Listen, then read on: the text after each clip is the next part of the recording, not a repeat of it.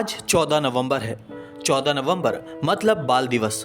बाल दिवस मतलब हमारे देश के पहले प्रधानमंत्री जवाहरलाल नेहरू का जन्मदिन। मौजूदा राजनीतिक परिवेश में नेहरू को एक विलन के रूप में दर्शाया जाता है।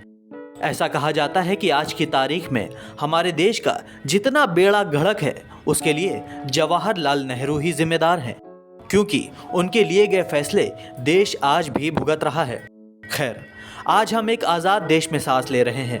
हर किसी को कुछ भी बोलने का अधिकार है, लिहाजा अगर बकवास भी कोई करता है तो उसे भी सुनना ही पड़ता है। क्या करें, आज़ाद जो है।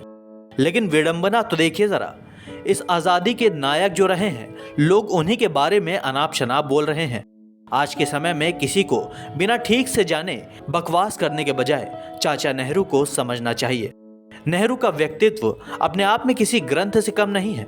दरअसल जिसने भी नेहरू को ठीक से समझ लिया, उसके जीने के अंदाज ही बदल गए। देश की पहली महिला प्रधानमंत्री और चाचा नेहरू की बेटी इंदिरा गांधी जब महज 10 साल की थी तो नेहरू ने उन्हें एक खत लिखा था।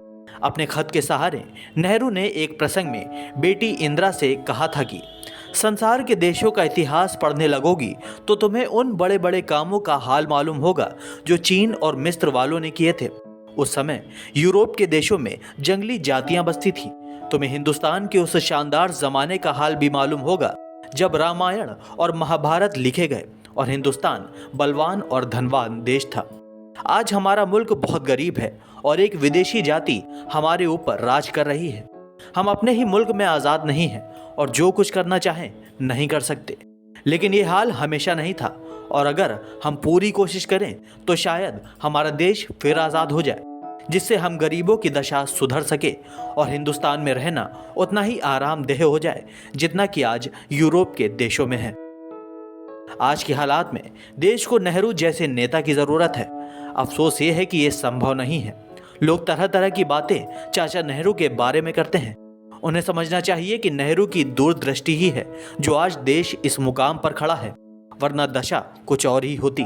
आज के कुछ नेता नेहरू को अहंकारी और घमंडी तक बताते हैं, लेकिन उन्हें यह तक नहीं पता नेहरू जैसा बनने में उन्हें कितनी मेहनत करनी होगी। खैर, हर आदमी परफेक्ट हो यह भी संभव नहीं है। नेहरू में भी एक कमी थी। दरअसल उनमें धैर्य और धीरज नाम की कोई चीज नहीं थी। वो बेवकूफ़ों को ज्यादा देर तक बर्दाश्त नहीं कर पाते थे। स्पेशल डेस्क, दी भारत टीवी।